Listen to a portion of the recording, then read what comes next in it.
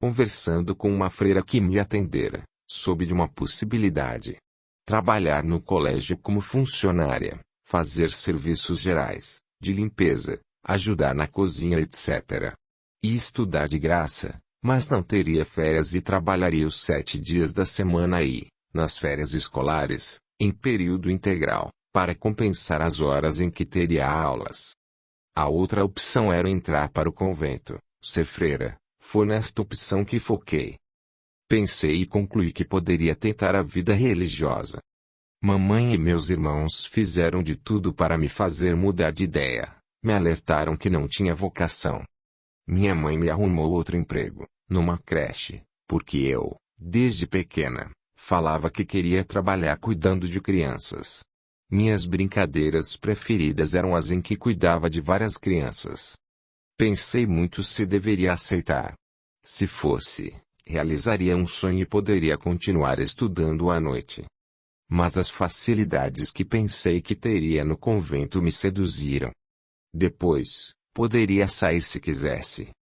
Fui, mas não para a congregação das freiras do colégio da cidade que morava, mas para uma outra, numa cidade distante da que residia. Foi uma escolha. No convento tinha de trabalhar, mas pude estudar. Percebi logo, pois era observadora, que havia no convento 2 grupos. Um de mulheres religiosas, que tentavam ser boas freiras, e um outro grupo, de pseudo-religiosas, que tinham vantagens, alimentavam-se melhor, consumiam bebidas alcoólicas e tinham amantes.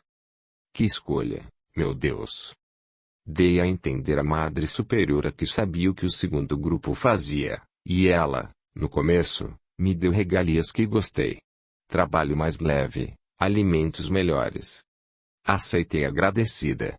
Então ela me convidou, aceitei e passei a fazer parte do grupo rebelde, como elas se denominavam. Parei de estudar, não me interessei mais e decidi ficar mesmo no convento. Escrevi para mamãe afirmando estar feliz e que era mesmo minha vocação ser freira. Ela acreditou. Tive uma vida totalmente diferente do que eu poderia imaginar, muito leviana. Sexo, para nós, era com homens e entre nós. Saímos do convento, à noite, por uma porta secreta, indo ao jardim, e de lá saímos por um portão para a rua, que era escura e deserta. Íamos a um posto, onde pernoitavam caminhoneiros, ou a bordéis e tínhamos encontros. Falávamos que éramos de outra cidade. Evitávamos filhos tomando anticoncepcionais ou usando de tabela. Havia também as que eram amantes de padres. Tínhamos roupas guardadas para essas saídas. Resolvi aproveitar a vida. Nós, do segundo grupo, fazíamos de tudo para preservar a Madre Superiora. Temíamos que ela fosse transferida, o que dificultaria nossas orgias.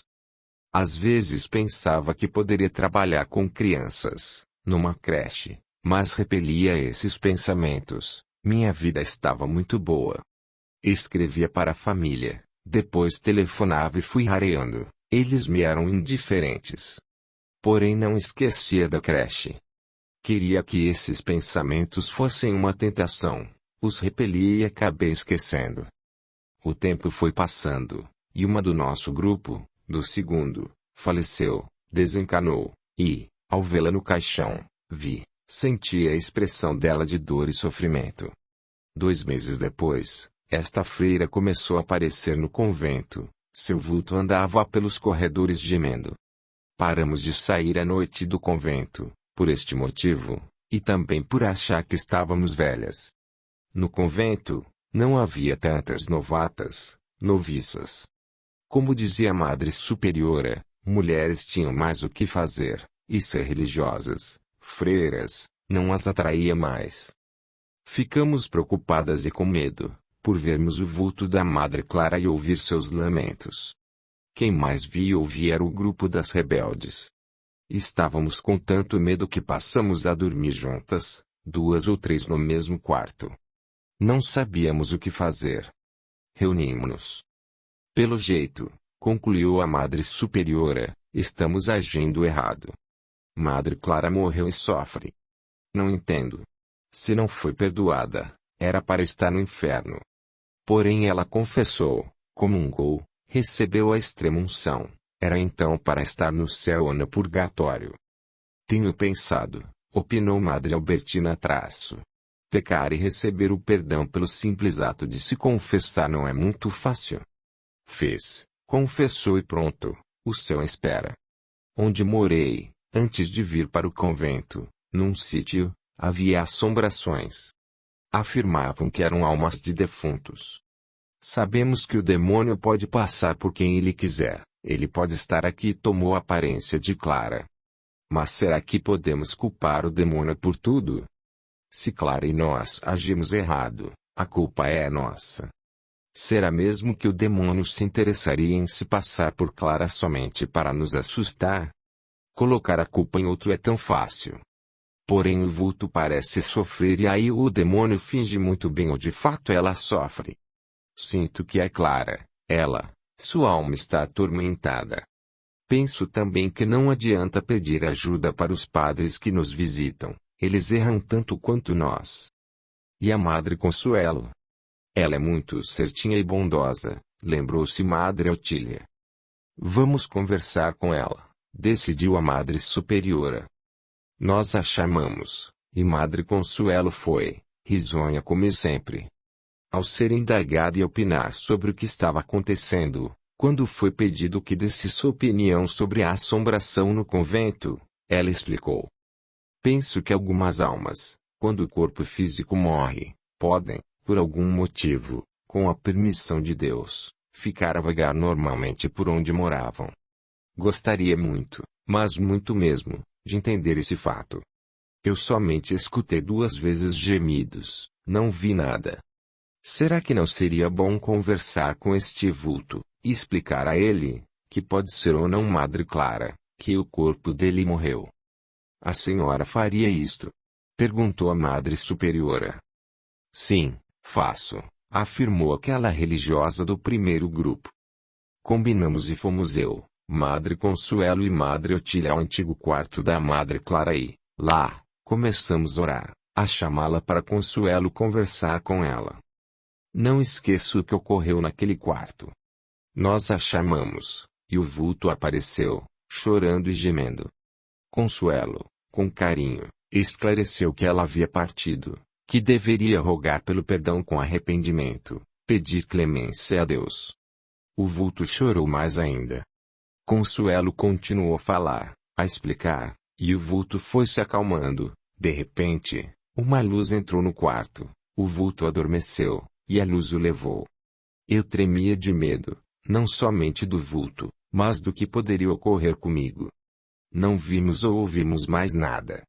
Entre nós, nos tratávamos pelos nomes, perto de outras pessoas, usávamos madre, a responsável pelo convento era a Madre Superiora. Resolvemos, nós do segundo grupo, agir corretamente. Demos nossas roupas das saídas, fechamos o portão com tijolos e passamos a doar coisas aos pobres, a nos alimentar com alimentos mais simples e a não tomar mais bebidas alcoólicas. Os padres escassearam as visitas.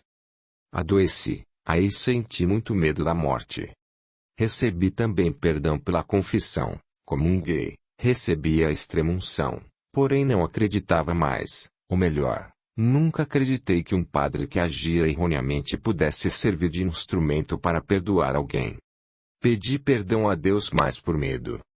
Desencarnei, meu corpo físico morreu, e fiquei, em espírito, perto dele. Vi-me trocar em ser colocada num caixão. Às vezes sentia-me indiferente, outras, desesperada. Fui velada na capela, quando levaram meu corpo físico para o cemitério, fiquei na capela. Reze. Mas com sinceridade, escutei alguém a me aconselhar. Foi o que fiz. Sem entender, percebi que estava num local diferente, fora socorrida. Entendi que meu corpo havia morrido, era uma sobrevivente, tornei-me dócil, agradecida, me esforcei para aprender e, assim que possível, passei a ser útil. Sinto muito remorso, desperdicei uma encarnação.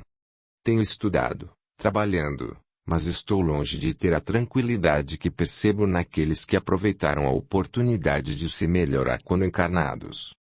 Vim a saber, aqui no plano espiritual, que, no convento, o primeiro grupo, quando encarnado, não sabia o que nós, do segundo grupo, fazíamos. As que foram de fato religiosas, quando desencarnaram, tentaram ajudar as rebeldes. 2 delas trabalhavam desencarnadas no convento. Esperaram uma oportunidade para socorrer Clara. Por ela se achar encarnada, temia muito as desencarnadas. Foi uma delas que me socorreu. E, por Clara ter vagado, nos alertou. Maria da Penha. Maria da Penha terminou seu ditado. Perguntei se ela gostaria de reescrever ou mudar alguma coisa, e ela disse que não, que estava bom, que a médium havia escrito o que ela ditara. Fiz algumas perguntas para completar o relato. Em que você sente o C? Em tudo. Maria da Penha enxugou o rosto, pois as lágrimas teimavam em escorrer. Se não tivesse me envergonhado do trabalho de minha mãe, se tivesse dado valor ao esforço que ela fazia para nos sustentar, teria sido uma boa filha. Quando fui para o convento, estive por 2 vezes com meus familiares. Depois que minha mãe desencarnou, o contato com meus irmãos foi escasseando. Não dei valor à família. Se não fosse invejosa, teria feito amizades. Tudo com amigos se torna mais fácil. Se não estivesse determinada a casar com alguém que tivesse dinheiro, teria talvez me casado e sido mãe. Antes de reencarnar, no plano espiritual, propus que, quando no corpo físico, iria trabalhar com crianças, ajudá-las. Entendi que era por isto que às vezes pensava em creches, orfanatos. Tive oportunidade. Minha mãe, antes de ir para o convento, arrumou para mim emprego no local onde cuidaria de crianças. Como teria sido diferente se tivesse ido trabalhar com crianças, ter feito o que propusera? Poderia ter me casado, trabalhado e feito o que planejara. Não há destino, temos nosso livre-arbítrio, encarnados, podemos mudar. Isto aconteceu comigo, e é bem triste. Não fiz o que planejara. Preferi a facilidade que o convento me oferecia. Mas, lá, se não tivesse me unido ao grupo das rebeldes, teria me tornado uma boa religiosa. Quanto sofrimento teria evitado se tivesse escolhido outro caminho. Tenho lido o Evangelho segundo o Espiritismo, de Allan Kardec, estudado e tentado colocar no meu dia a dia os ensinamentos nele contido. Uma parte, de tanto ler, decorei, é do capítulo 5, Bem-aventurados os aflitos, item 12, motivos de resignação. O homem pode abrandar ou aumentar o amargor de suas provas, pela maneira de encarar a vida terrena. O momento penoso passa bem depressa. O resultado da maneira espiritual de encarar a vida é a diminuição da importância das coisas mundanas, a moderação dos desejos humanos, fazendo o homem contentar-se com sua posição, se invejar a dos outros, e sentir menos os seus reveses e decepções. Ele adquire, assim, uma calma e uma resignação tão úteis à saúde do corpo como é da alma, enquanto com a inveja, o ciúme e a ambição, entrega-se voluntariamente à tortura, aumentando as misérias e as angústias de sua curta existência. Maria da Penha, você tem planos para o futuro? Quis saber. O passado me entristece, não posso mudá-lo. Tento tirar lições dos meus erros para acertar. Sofro pelos meus atos equivocados, por estar sentindo que perdi uma oportunidade de acertar nessa encarnação. Queria reencarnar para esquecer. Fui aconselhada a aprender a amar o trabalho, ser útil, esforçar-me para não ser mais invejosa. Se conseguir, terei mais segurança para voltar ao plano físico. Por enquanto, ficarei no posto de socorro em que estou abrigada, com planos de aprender a ser útil. Não dá para esquecer o ser? Por enquanto não. Não tem um dia que eu não lastime. Ah, se não. Muitas vezes choro. Outra coisa que tenho de aprender é a não lastimar tanto. Você se arrependeu de fato? Perguntei. Sim, me arrependi e sofro com o remorso. Mas, com sinceridade, se, olha se, de novo, voltasse no tempo, sem o conhecimento que tenho agora, de que somos donos dos nossos atos e que recebemos a reação deles, será ou não que agiria do mesmo modo? Penso que devo seguir o conselho que tenho recebido e me preparar melhor para reencarnar. Você quer acrescentar mais alguma coisa? Se puder servir de alerta, acrescentarei. Maria da Penha suspirou sentida a traço. Nunca é tarde para fazer algo de bom. Fizemos, no convento, depois de idosas e da ocorrência de Clara, distribuições para os pobres. Primeiro de coisas, roupas guardadas, depois alimentos. Ficávamos 2 vezes por semana sem jantar e outras 2 sem almoçar. Passamos a nos alimentar com alimentos mais simples. Isso me ajudou. Recebi a reação destes atos. Depois, vocês, encarnados, não deixem passar, por nada, a oportunidade de fazer o bem, de serem úteis para que não sintam o vazio do nada. É muito doloroso entender, ao desencarnar, que não teve uma reencarnação proveitosa, que nada fez de bom a si nem ao próximo. Espero, aguardo, confio que, na próxima vez, não lastime o ser, e que eu possa me alegrar com. Ainda bem que fiz, que aproveitei, que minha encarnação foi proveitosa. Audiolivro realizado pelo canal Surya Chand Audiobook. Agradecia por ela ter aceitado o meu convite ditado ao médium. Maria da Penha me agradeceu e desejou que seu relato pudesse alertar alguém. Explicação do Antônio Carlos. Escuto muito esta indagação. Se pudesse voltar no tempo, faria ou não o mesmo ato? Seria somente após sofrer a reação que pensaria em mudar? São perguntas difíceis de responder. Tento explicar. O melhor mesmo é pensar que não se pode modificar o passado, mas fazer o que podemos no presente e planejar o futuro. Devemos estar sempre atentos aos nossos atos. Se for invejoso, não deve ser mais, e, assim como com todos os vícios, nos modificar, por exemplo, passar de ambicioso a modesto etc. E assim acertar mais. Compreendo o sofrimento de Maria da Penha, não é por estar abrigada num posto de socorro ou numa colônia que se está isento dos nossos problemas ou do remorso. Alerto que ela não fez maldades a outros a não ser a si mesma. Realmente, o que ela mais sente é de ter ficado no corpo físico por 64 anos e não ter feito nada de proveitoso a ninguém nem a ela. Mesmo nos últimos anos encarnada, em que fez algumas caridades, não foi de coração, foi por medo, embora tenha agasalhado e alimentado muitas pessoas.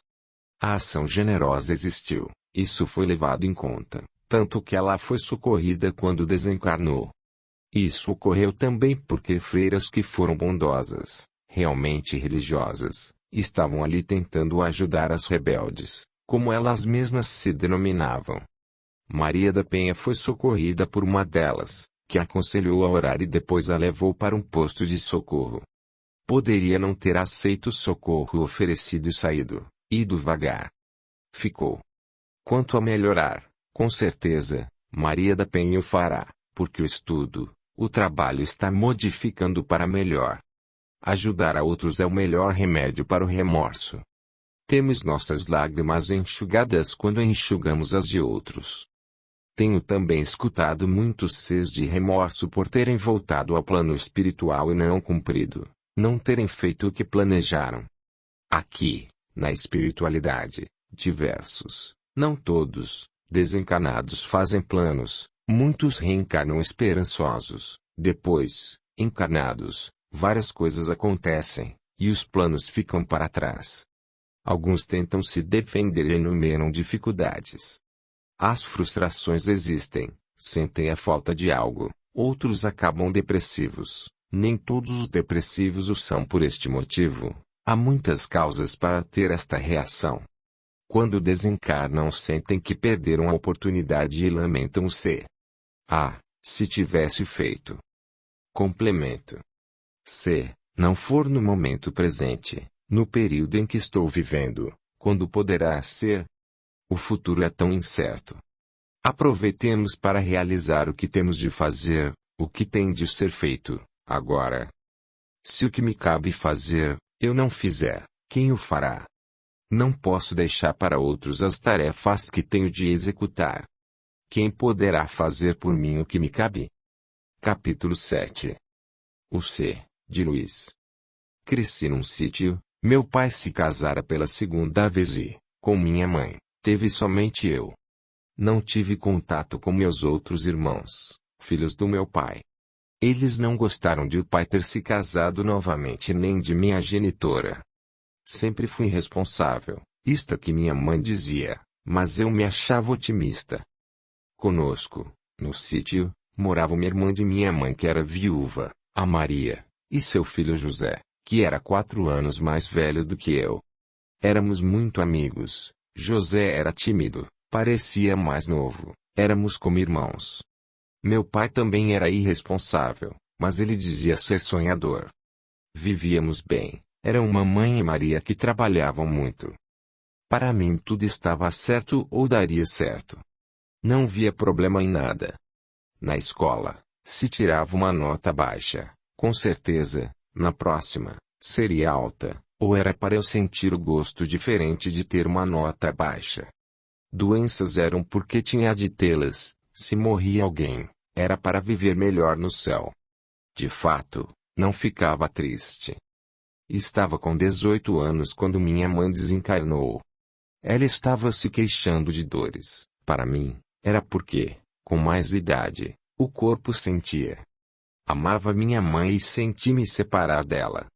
Escutei de José. E aí, companheiro, o que me diz desta morte? Que minha mãe mereceu ir mais cedo para o céu. Lá, com certeza, estará sadia. Mamãe não irá querer que eu sofra. Então bola para frente. Mas senti. Ela era bem mais nova que meu pai. Papai se casou com mamãe com união total de bens. Quando a primeira esposa dele desencanou, eles tinham somente uma casa na cidade, que ele vendeu, ficou com o dinheiro e não deu nada para os filhos. Minha mãe era viúva, não teve filhos no primeiro casamento, mas herdou o sítio. Casaram-se e meu pai, com o dinheiro que recebeu com a venda da casa, aplicou no sítio para ele ser mais produtivo. Papai, dias depois do enterro da mamãe, fez uma reunião com Maria, não a chamava de tia, com José e comigo. Explicou. Meus outros filhos, são 8, e 20 netos querem receber parte do sítio de herança. Alegam que coloquei o dinheiro da casa nestas terras. Acho injusto, porque o sítio era de minha mulher, e era ela quem trabalhava nele. Resolvi vendê-lo e ir para a França. Iremos nós 4. Farei isso. Venderei o sítio em segredo, compro as passagens para a França, de navio, e lá iremos para um castelo que tenho como certo comprá-lo e viveremos lá. Como nos sustentaremos? Maria quis saber. O castelo não é grande, mas é de pedra, destes antigos, e está barato porque tem fama de assombrado. Faremos dele uma mina de dinheiro fazendo turismo assombrado. Meu pai era francês, nascera na França e viera para o Brasil com 12 anos com seus pais e 2 irmãos. Logo que chegaram, os pais dele desencanaram por uma febre, cada um dos irmãos fora para um lugar, eles se correspondiam de vez em quando.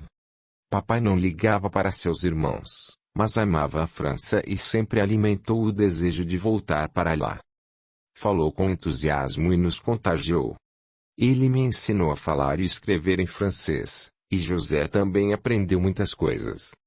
Lá, completou papai, teremos uma vida diferente, muito boa, gostaria que vocês viessem comigo. Maria conversou com o filho. Concluíram que, se vendessem o sítio, eles não teriam onde morar, e a vida deles seria difícil. José não queria se separar de mim nem do meu pai, que ele gostava como se fosse dele. Decidiram ir conosco. Com a decisão, foi planejado. Papai evitaria discutir com seus outros filhos, Venderia o sítio, compraria as passagens e partiríamos sem nos despedir. Estava tudo arrumado, passagens compradas, iríamos em 3 dias, quando meu pai desencanou de um ataque do coração. Após o enterro, nós 3 decidimos ir. Teríamos de entregar o sítio, e meus irmãos com certeza iriam querer a parte deles. Desfizemos as malas do meu pai, nos organizamos, cada um de nós levaria 2 malas.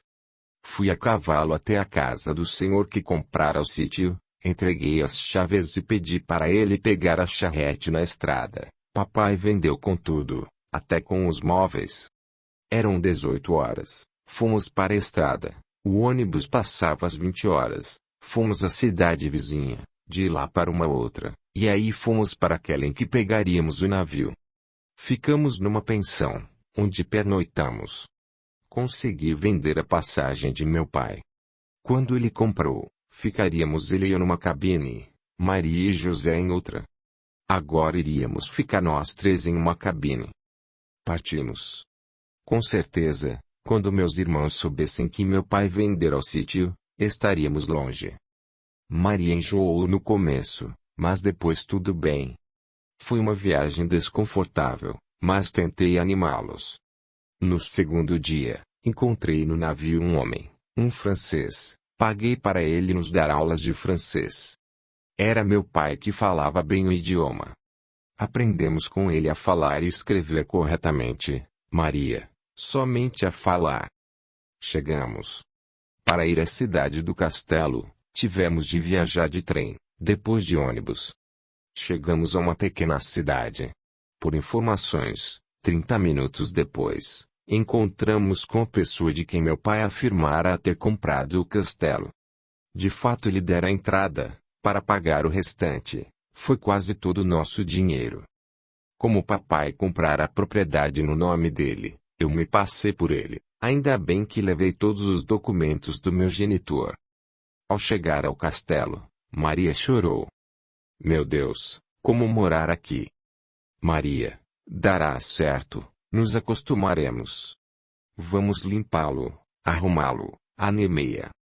Descobrimos que, dentro do castelo, na ala esquerda do térreo, havia uma parte melhor.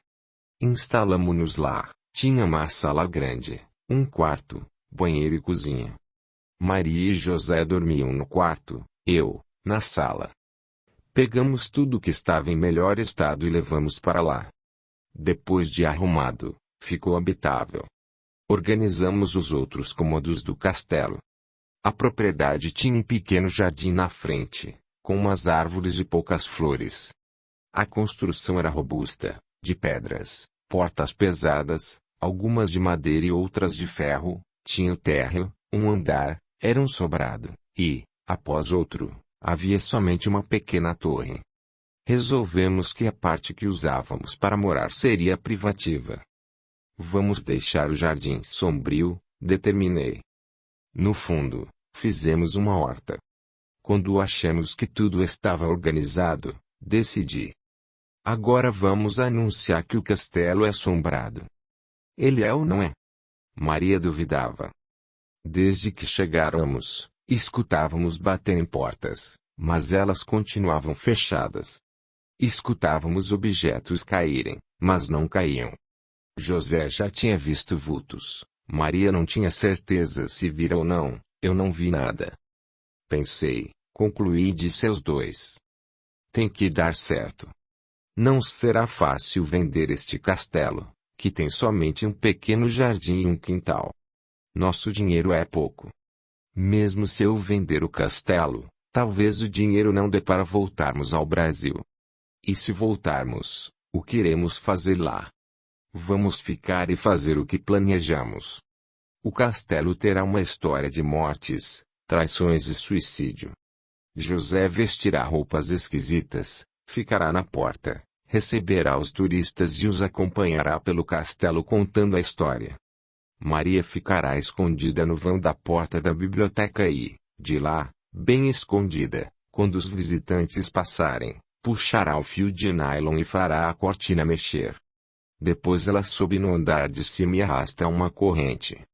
Após, Maria, vestida a caráter, se apresenta aos turistas. Eu fico na frente, cubro pelas entradas e depois tento assustá-los com gemidos. Agora é a vez das assombrações escutarem. Fiz uma pausa e falei bem alto. Senhores e senhoras fantasmas, por favor, nos ajudem. Comprei o castelo, ele é meu, estão morando aqui de favor, paguem por isto. Não nos assustem, mas sim os turistas, assombrem-nos, passem-lhes as mãos, algo assim. É isto aí. Trabalhem. Luiz, você não deve falar assim com os fantasmas, advertiu-me Maria. Claro que posso. Estamos todos morando aqui, devem colaborar. Fechados no castelo, sem ninguém, a vida deles devia ser chata. Agora será movimentada. Assim que mudamos, passamos a nos chamar de outros nomes. Eu, por usar o nome de meu pai, passei a ser Jaquer. Maria virou Maria e José ficou sendo Josefe. Fui às cidades vizinhas, preguei cartazes e fui a 2 cidades grandes e pus anúncios em jornais. Fui falar com o prefeito e, entusiasmado, tentei fazê-lo entender que os turistas dariam lucro para a cidade, porque eles comprariam, se alimentariam, e eu não pagaria imposto. Consegui que ele diminuísse, o imposto era alto. Marcamos as visitas, 2 no período da manhã e 2 à tarde. Durante a semana, não vinha ninguém, mas, nos finais de semana, começaram a vir. José se vestia com roupas da moda antiga, encontramos algumas nos roupeiros, no seu rosto, passávamos pó branco e sombra escura ao redor dos olhos, ele ficou estranho. Maria também se vestia com roupas antigas. Fazia um penteado que se usava há muito tempo e também ficou, pela maquiagem, pálida e com olheiras, parecendo uma morta-viva. José acompanhava os visitantes, no começo eram poucos, e ia contando as histórias que inventamos. Aqui, senhores e senhoras, viveram muitas famílias, e tudo começou quando um conde fez nas suas terras, que eram muitas, um castelo, esse castelo, para sua amada. Casaram-se e vieram morar aqui. Ele estava feliz, mas ela não. A jovem esposa era muito bonita, o conde era feio, corcunda, tinha um olho maior que o outro. Sua bela esposa traiu com o jardineiro do castelo, que era um jovem muito bonito. O conde descobriu e matou os 2. O conde tinha um irmão, que vinha muito visitá-los, ninguém sabia. Mas ele era apaixonado pela cunhada. Quando a viu morta, suicidou-se. O conde continuou a viver no castelo e foi perseguido pelos 3 mortos. Morreu e aqui ficou também, sem paz, atormentado e atormentando. Passavam pelos cômodos e José completava. Foi aqui que o jardineiro morreu. Nesta sala, a condessa se encontrava com o seu amante. Nisto, a cortina mexia. Escutavam o barulho das correntes, ouviam o meu gargalhar ou gemidos. E os fantasmas cooperavam, eles assopravam em um, puxavam os cabelos de outro, passavam a mão em alguém, e eles se assustavam mais ainda quando Maria se encontrava com eles e dizia ser a dona do lugar. Fiquei contente, as pessoas comentavam para outros, e os grupos de visitantes foram aumentando. Contratei 3 empregados. 2 homens que cuidavam do jardim e da horta, faziam o serviço pesado, rachavam lenha para a lareira, para o fogão, e uma mulher, que lavava roupa e limpava algumas partes do castelo. Curioso, fui ver os livros nas estantes da biblioteca. Tinha alguns títulos desconhecidos, concluí que ficaram ali porque não eram interessantes. Limpei-os e, ao tirar um deles, uma estante se moveu. Era uma porta. Alegrei-me, encontrara uma passagem secreta, que era um porão. Entramos nós 3 lá com lanternas, calcei a porta para que não fechasse e não havia nada ali, era um corredor estreito, que se alargava no final, as paredes não eram pintadas. Então a história contada por José se modificou. O conde prendera a esposa e o amante ali e os 2 morreram de sede e fome. Os turistas, com lanternas, Entravam ali e se impressionavam.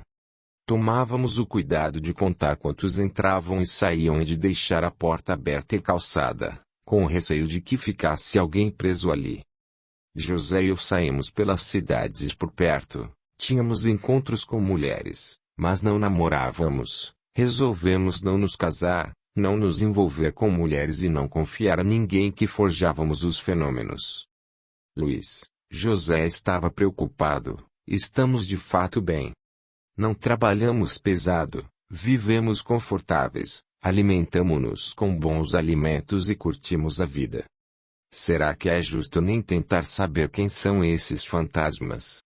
Será que eles foram gentes? Viveram como nós? José, por favor, não se preocupe com eles. Queixam-se. Não. Então os deixe assim. Será que eles não sofrem? José de fato estava apreensivo. Não era para eles estarem no céu ou no inferno. Por que estão aqui?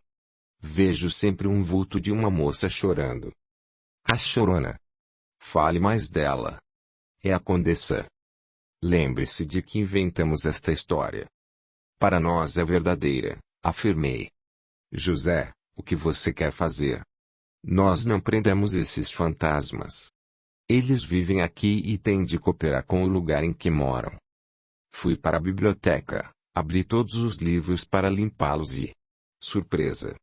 Encontrei, dentro de 9 livros, 9 caixinhas redondas de 4 centímetros. Eram trabalhadas com desenhos lindos e abriam. Dentro de 3 delas encontrei um anel de rubi, outro de brilhante e 3 pérolas soltas. O prefeito exigiu que pagássemos o imposto que estava atrasado, mas não tínhamos todo o dinheiro para quitar a dívida. Peguei 2 caixinhas, fui a uma cidade grande e as vendi para um antiquário. Paguei o imposto. Para mim tudo estava maravilhosamente bem. Resolvi viajar, conhecer o país. Ia nas segundas-feiras e voltava nas quintas-feiras à noite, porque abríamos nas sextas-feiras e também nos feriados. Maria começou a se queixar de dores, não estava se sentindo bem. Vendi mais 2 caixinhas para fazer o melhor tratamento para ela. José não quis sair mais, ficou triste e se queixava de cansaço. Pensei que era por causa da doença de Maria. Uma vez 3 pessoas, ao comprarem comigo as entradas, me indagaram criticando. O senhor acha justo expor espíritos como faz? Não acha que deve ajudá-los em vez de explorá-los? Ora, eu não os exploro, indignei-me. Eles estão aqui porque querem. Já se perguntou por quê? Ou de que eles precisam? Será que eles não merecem sossego e ir para onde os espíritos devem ir? Discutimos. Devolvi o dinheiro deles e os impedi de entrar. Vão vocês embora, ordenei.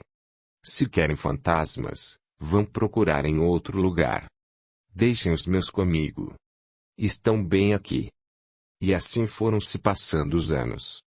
Já estávamos havia 8 anos no castelo quando Maria adoeceu, ficou acamada, a levamos a médicos, tomou muitos remédios, mas desencarnou. Enterramo-la no cemitério da cidade. José sentiu muito e eu tentei fingir, mas senti também. Foi então que prestei atenção em José, ele não precisava mais se maquiar, pois estava pálido e magro. Levei ao médico quase eu arrastando porque não queria se consultar.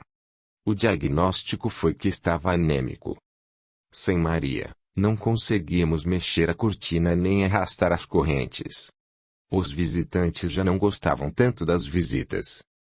Vendi mais 2 caixinhas porque o prefeito queria receber os impostos atrasados. Paguei metade da dívida. Preocupei-me com José, que não melhorou. Levei-o de novo ao médico e foi constatado que ele estava com tuberculose. José se tornou apático, quase não conversava, triste, ele não reagia, ficou prostrado. Dispensei os empregados. Fechei o castelo para as visitas e cuidei dele. 8 meses depois, José não se levantava mais do leito. Foi difícil cuidar dele e do nosso espaço. José um dia me disse: Luiz, penso que não deveríamos ter explorado os fantasmas do castelo. Será que eu me tornarei um? Claro que não, afirmei. Por que afirma com tanta convicção? Será que eles não foram pessoas como nós? É triste isto. Estou arrependido de não ter respeitado os fantasmas. Talvez deveríamos tê-los ajudado. Como? Não sei, mas, se quiséssemos, teríamos como saber. José suspirou triste. José desencarnou. Enterrei-o no cemitério. Senti muito e tentei ficar otimista. Ficar no castelo sozinho estava sendo muito ruim. 10 dias depois que José desencarnara, escutei baterem na porta e gritei. Podem parar. Não quero barulho. Fiquem quietos no canto de vocês. Pensei que fosse um fantasma. Um jovem mensageiro gritou. Senhor, trago-lhe um bilhete, um recado para o senhor ir à prefeitura, amanhã às 14 horas. Abri a porta, peguei o bilhete. Agradeci. Fui lá e encontrei vários homens com o prefeito. Deixaram claro que, se não pagasse o imposto, eles confiscariam o castelo. Eu estava sem renda, porque fecharam o castelo para as visitas e não tinha dinheiro. Ouvi a proposta. 3 daqueles homens queriam comprar o castelo e continuar com o turismo, explorá-lo. Entendi que, por mais entusiasmo que tivesse, não conseguiria ficar no castelo sozinho. Negociei e vendi. Os 3 novos donos foram comigo e expliquei a eles como funcionava a porta do porão, o truque da cortina e da corrente e que, de fato, havia ali fantasmas que se divertiam assustando. Parti do castelo e pensei. Cheguei com tantas esperanças, por um tempo foi muito bom, mas aqui ficaram Maria e José. Parto sozinho. Adeus, castelo. Adeus, fantasmas. Tudo de bom para vocês. Fui para Paris, lá vendi as joias e as caixinhas, abri uma conta num banco, fiz o depósito e a transferência para mim para um banco no Brasil. Comprei uma passagem de avião e voltei. No Brasil, procurei, em anúncios, um sítio para comprar no interior, longe do lugar em que morara. Não queria ter contato com meus irmãos. Comprei, vim para o interior, gostei do sítio e da casa, instalei-me. Tudo vai ficar bem. Tudo, repetia. Mas não estava, sentia muita falta de Maria e do José e comecei a me preocupar. Será que eles se tornaram fantasmas? Um vizinho sitiante desencanou e um outro, que morava perto, ao me dar a notícia, exclamou. Antes ele do que eu. Eu falava tanto isto, mas não estava pensando mais assim. O sítio era perto de uma cidade pequena, vi que, na periferia, havia um centro espírita. Fui lá para perguntar sobre o que não entendia, e eles responderam e me explicaram. Não é certo designar espíritos como fantasmas. Pessoas podem se perturbar ao fazer essa passagem do físico para o espiritual. Uns não aceitam essa mudança de planos e podem ficar nos lugares que viveram quando encarnados.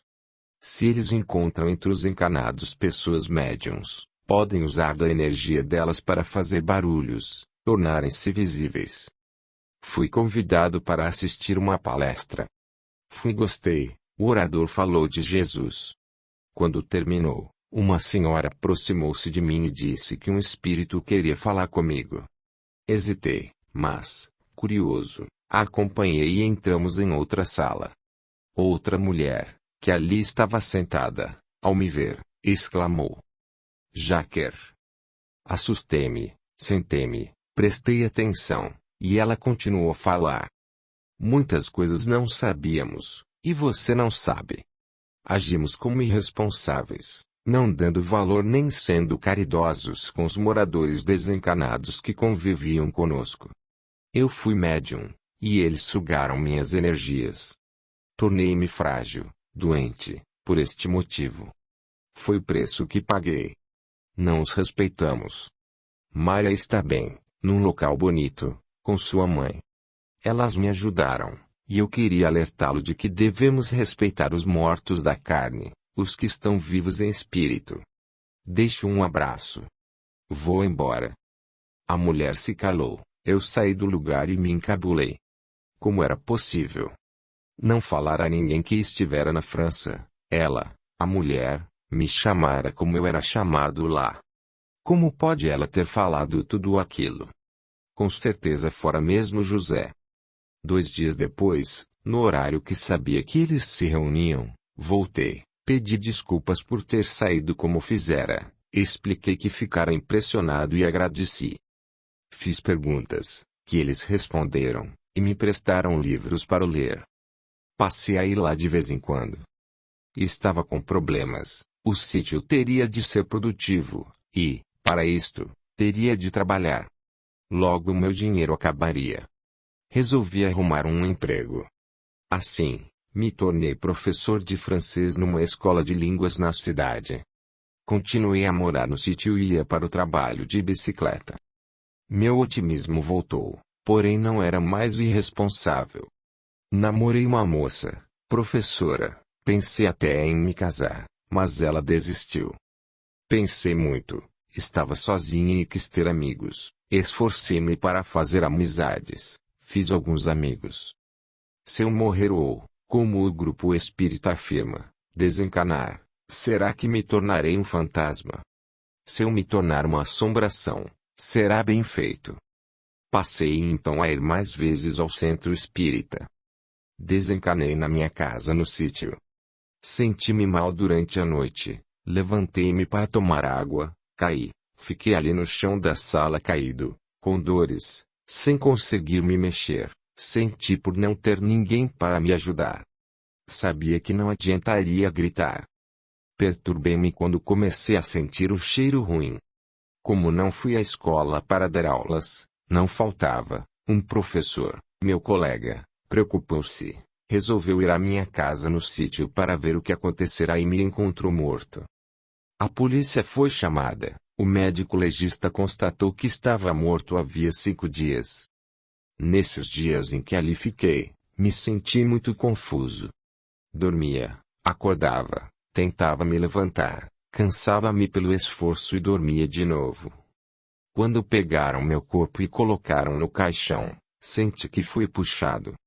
Meu corpo físico foi, e eu fiquei, enterraram logo o meu corpo morto. Fiquei ali, me senti liberto, o mau cheiro sumira, pude me deitar na minha cama. Fiquei no sítio, na casa fechada, sem entender direito o que me acontecera. Ouvi risadas e vi 2 desencanados de aparência feia. Eles, debochando, disseram que eu morrera. Agora, meu caro, você é fantasma. Alma penada. Assombração. Ordeno que assombre o sítio. Para morar aqui tem de merecer, pagar pela estadia. Assombre. O sítio fora meu, na casa não tinha nada de valor, tudo era simples e não tinha herdeiros. Umas pessoas resolveram arrombar uma janela, entrar na casa para pegar o que tinha lá. Assuste-os, ordenou um dos desencanados. Faça assim, pegou a cama, levantou-a e a jogou no chão. Uma das pessoas tomava água, o outro empurrou o copo, jogando água nelas. Saíram correndo, gritando, e os 2 gargalharam. Meu Deus! Virei um fantasma. Não queria isto para mim, desesperei-me. Ninguém quer ser fantasma, suspirou um dos desencanados. 3 dias depois, uns garotos entraram no sítio para pegar umas frutas. Novamente, os 2 desencanados os assustaram, os meninos saíram correndo, gritando, e os 2 se divertiram. Quando eles se distraíram, eu corri e fui para o centro espírita. Entrei afobado, nem percebi que entrei com a porta fechada. Um senhor me atendeu, falei apressado. Morri, desencarnei e não quero ser fantasma. Socorra-me, por Deus. Sim, iremos ajudá-lo. De fato me ajudaram, me socorreram, me levaram para um posto de socorro, onde estou até hoje. Minha mãe veio me visitar, ela me contou que meu pai reencarnou. Foi muita alegria rever Maria e José quando eles vieram me visitar. Nós 3 lamentamos ter errado, abusado de espíritos que vagavam. Realmente, concluí, É ruim ser fantasma. Várias pessoas voltaram à minha casa, pegaram tudo o que tinha lá. O prefeito conseguiu burlar a lei, vendeu o sítio, ficou com a metade do dinheiro para ele, e os dois desencanados foram embora. Quis saber quem eram ou foram os fantasmas do castelo. José me contou. Luiz, eu era médium, e eles sugaram minhas energias para se fortalecer. Eles também o faziam com alguns visitantes. Quando eu desencarnei, quase que fiquei a vagar no castelo, se não fosse minha mãe e a sua me tirarem dali. Tentamos, depois, ajudar os desencanados que vagavam pelo castelo. 3 pudemos socorrer. Uma moça que desencanou ao fazer um aborto, ela fez vários, se sentia culpada, fora muito leviana e vagava pelo castelo, lugar em que morara, fora empregada, era jovem que via chorando. Ela está no momento abrigada num posto de socorro. Outro que quis vir conosco fora um jardineiro que, de fato, apaixonara-se pela filha do proprietário do castelo. Este senhor os separou, então o jardineiro matou a moça e depois se suicidou. O terceiro se vestia e agia como uma pessoa que fora importante, afirmava ser um conde, ora um príncipe, mas foi um simples serviçal do castelo. Todos ali tinham sua história. Um dos desencanados que ficou no castelo e não aceitou nossa ajuda foi o pai desta moça, que não queria abandonar aquilo que fora dele e que pensava a ser ainda. Outro fora um morador mau, fez muitas maldades. Também ficou uma ex-proprietária que gostava de pensar que ainda era dona. Os novos donos não residem ali, têm empregados, organizaram e aperfeiçoaram os truques, e os desencanados cooperam, se divertem assustando. Arrependi-me por não ter tido respeito com os mortos do corpo físico. O C, que me incomoda é este. Porque agi assim. Se não o tivesse feito, José não teria desencarnado jovem, ficado doente tendo suas energias sugadas. Se não tivesse feito isso, teria aprendido a trabalhar e não a enganar. Foi quando me senti fantasma que entendi que se devem respeitar os desencanados, porque eles são gente que esteve viva e que morreu. Também não fiz caridades. Tratava bem os empregados, pagava o justo, o combinado. Mas não dei esmolas, não ajudei ninguém financeiramente. O certo é que sempre tratei bem os que conviveram comigo, meu pai, minha mãe, Maria e José, mas eu os amava. Além deles, não lembro de ter auxiliado ninguém. Ao falar isso, José me lembrou. Luiz, você ajudou muitas pessoas com sua alegria, entusiasmo. Desde menino, na escola, não podia ver ninguém triste que alegrá-lo e conseguia. Como professor de francês, aconselhou e alegrou colegas e alunos. Sempre fez isso. Pode ser, lamentei, mas queria ter feito mais. Se tivesse feito, estaria me sentindo bem melhor. Sinto ter agido assim. Morreu? Antes ele do que eu. Mas minha vez chegou. E aí? Tornei-me um desencanado. Luiz. Luiz, quais são seus planos para o futuro? Quis saber. Não fiz planos. Quero aprender a ser responsável, respeitar a todos. Quando sentir que aprendi, aí farei planos. O que mais sentiu nessa sua vivência encanada? Não foi fácil, Luiz suspirou, ficar por dias caído ali, pensando ora estar encanado, ora não sabendo o que acontecia. Desencanei 4 horas depois de cair. Mas o que senti mesmo foi não ter respeitado desencanados, querer que eles continuassem a ser fantasmas.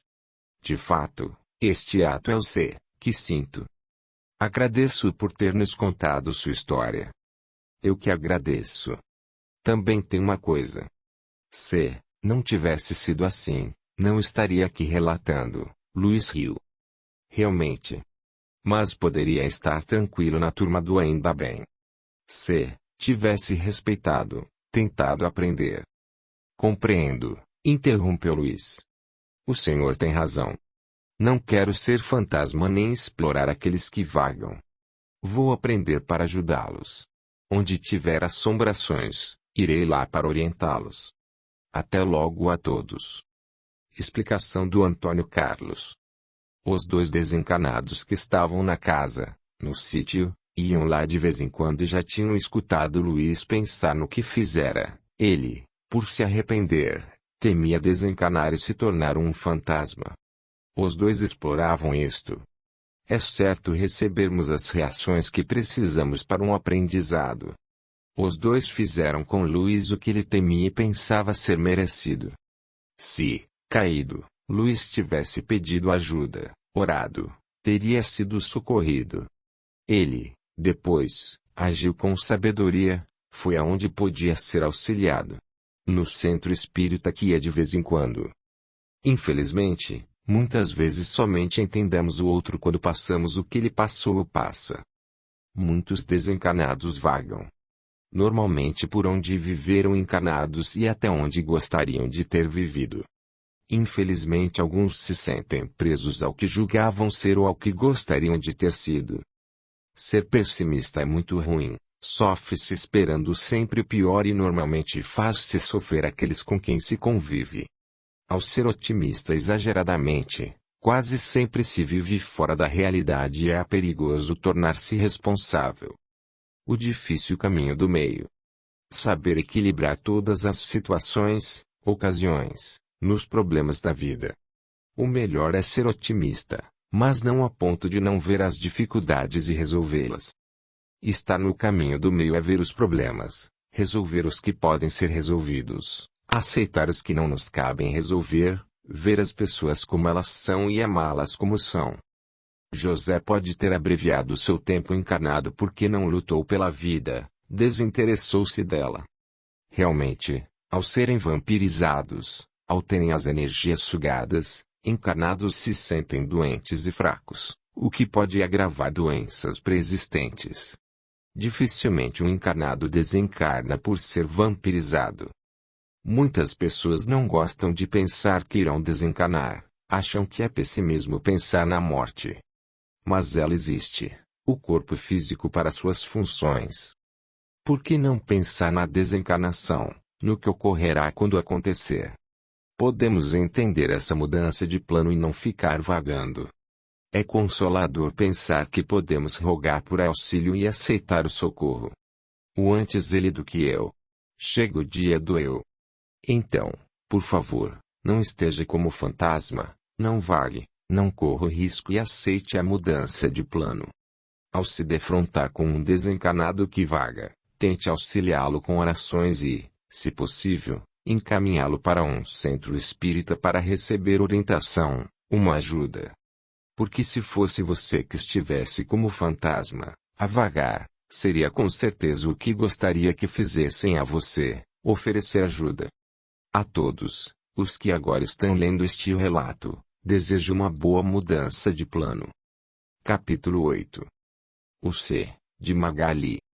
Magali deu seu depoimento num dos nossos encontros, foi breve, falou por uns 10 minutos.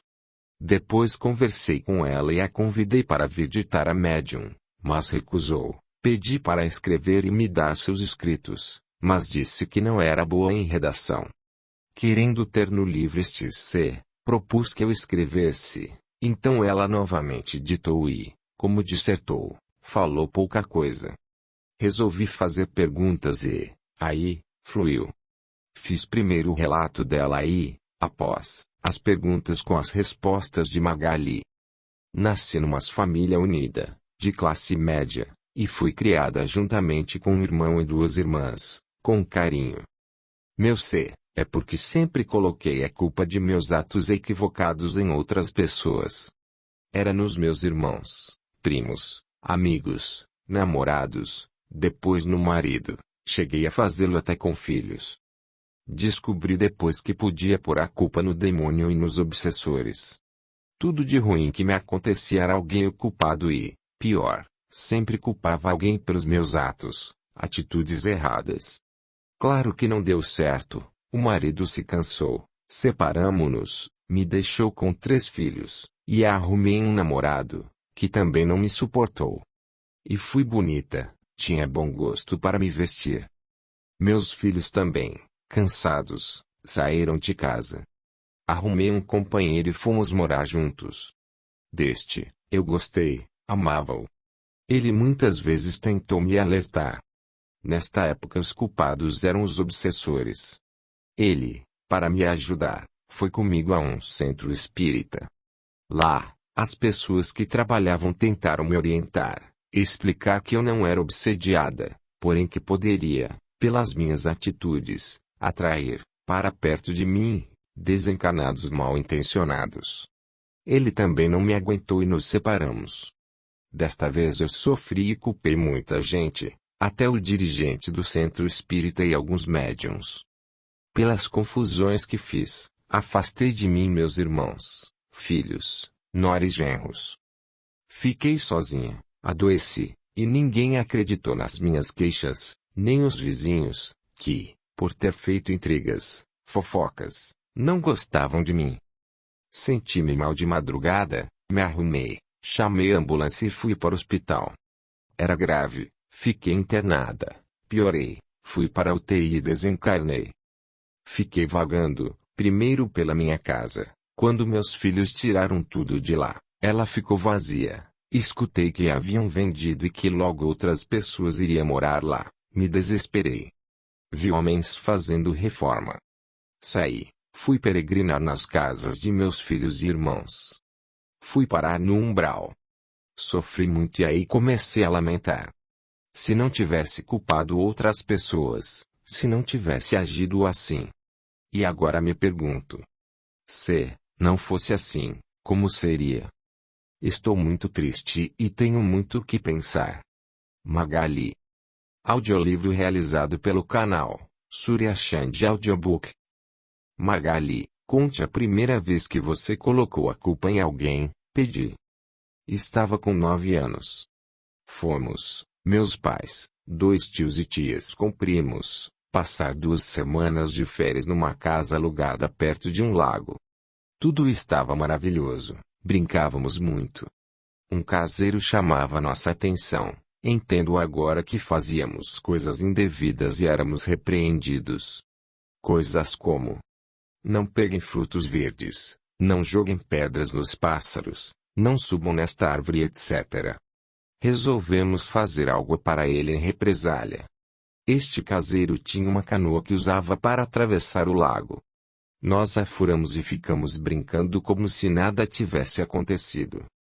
2 horas depois, uma mulher foi pedir para que o caseiro a levasse para um outro lado do lago, onde havia uma cidadezinha. Era para ela ir ao médico porque estava com dores fortes no abdômen. O caseiro afirmou que a levaria, e os 2 foram para a canoa. Ele se desesperou quando viu a canoa cheia de água. Foram estas crianças, gritou ele. Minha tia pôs a mulher no carro e foi levá-la à cidade. Esperaria ela se consultar e depois a traria de volta. De carro, tinha que dar uma grande volta.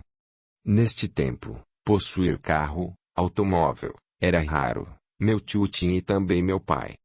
Fomos nessa viagem nos 2 veículos. Esta minha tia dirigia, algo mais raro ainda. Meu pai e tios, com o caseiro, tiraram a canoa da água e concluíram que teriam de levá-la à cidade para consertar.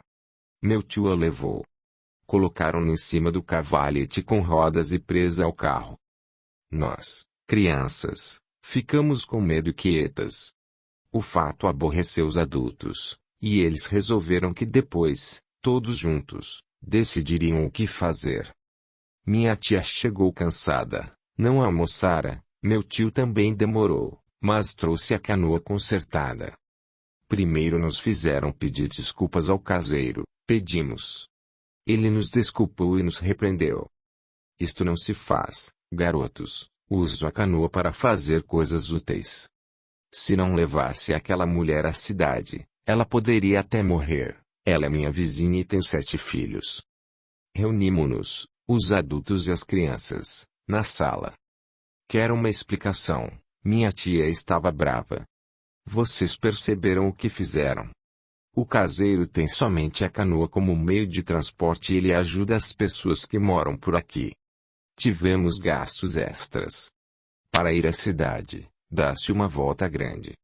Levei a mulher, esperei, gastei combustível. Gastamos com o conserto da canoa. Quem fez isto e de quem foi a ideia? De todos, uma prima respondeu. Eu não. Eu não fiz nada, fiquei olhando, defendi-me. Não era verdade. Mas deu certo. Meu irmão, que era mais velho, levou uma surra, minha irmã foi defendê-lo e apanhou também, e a outra irmã também foi castigada. Meus primos também levaram palmadas, somente eu que não. Ficamos todos de castigo, 24 horas dentro de casa. Tudo começou daí, a culpa era sempre de alguém. Meus irmãos eram unidos e, pelas minhas atitudes, que estava sempre os delatando e os culpando, não gostavam de mim e nem eu deles. Fiz isto com amigos, colegas de escolas, e estava sempre mudando de amigos. E me safava sempre. Passei a ser discriminada por fazer o fofocas, fiz muitas encrencas e pessoas brigarem. Separei uma prima do namorado e minha irmã do moço que gostava, até que não acreditaram mais em mim. Teve uma época que fiquei mesmo sozinha, a família não me queria por perto, aí arrumei um namorado e fiz tudo para conquistá-lo. Casamo-nos. Houve uma pausa, depois perguntei. Magali, gostaria que continuasse a contar. O que ocorreu depois que se casou? Namorando, noivando, tentei ficar bem com a família dele, depois comecei a fofocar e de um modo que fiz meu marido pensar que eu era a vítima. Deu certo por uns tempos, mas nada que não é verdadeiro perdura. Começamos a brigar, mas tivemos 3 filhos, um garoto e 2 meninas. Primeiro separamos-nos dentro de casa, os filhos gostavam do pai e tinham medo de mim. Quando cresceram, perceberam que eu era difícil. Com eles maiores, meu marido foi embora de casa. Continuei sempre colocando a culpa em alguém, nesta época, o fiz no diabo, mas isto fez com que algumas pessoas tivessem medo de mim, as vizinhas, a família. No começo achei bom, divertido, depois me senti mais discriminada. Minha filha me levou a uma igreja, isso sem eu saber, me disse que queria que eu fosse com ela ver um vestido. O padre nos esperava junto com 10 pessoas. Me colocou numa cadeira, me cercaram e exorcizaram. Nada aconteceu. O padre explicou para minha filha. Sua mãe não tem perto dela nenhum demônio. Ela que pode ser um demônio, ou seja, é ela mesma que é assim. Briguei muito com esta filha, bati em seu rosto. Ela foi morar com o pai. Foi nesta época que meu filho também saiu de casa para morar numa república, e minha caçula, com a avó paterna. Gabei-me de morar sozinha, mas não gostei. Arrumei um namorado, distraí-me, viajei, sentia-me bem, para mim estava bom, quando ele terminou comigo. Fiquei sozinha, meus filhos casaram e avisaram que não era para fofocar mais com eles. Namorei então um viúvo, tinha filhos, mas casados. Deste eu gostei, e muito. Fomos morar juntos. Fofocar, fazer confusão era para mim um vício que, agora entendo, não fiz nada para modificar. Comecei a fofocar com os filhos dele, e a culpa era dos outros. Comentaram com ele que eu poderia estar sendo obsediada. Fomos a um centro espírita e para mim foi ótimo, porque encontrei alguém para culpar. Os obsessores. Ele, meu companheiro, gostou de ir ao centro espírita, me obrigava a ir, assistir palestras, tomar passes, fazer cursos. O dirigente explicou. A senhora, por 2 vezes, tinha perto desencarnados afins, mas não obsessores. Aprenda, Dona Magali, faça sua melhora íntima para estar bem. Não queria ficar sem culpar alguém, naquele momento tinha de ser os obsessores. Continuei arrumando confusões com vizinhos, família e, pior, com os filhos dele. E foi por isto que ele não suportou. Foi embora, não adiantou eu prometer, chorar. Saiu de casa. Ele se tornou espírita, ficou sozinho por uns tempos, depois arrumou outra pessoa. Sofri. Magali, você não aprendeu nada no centro espírita.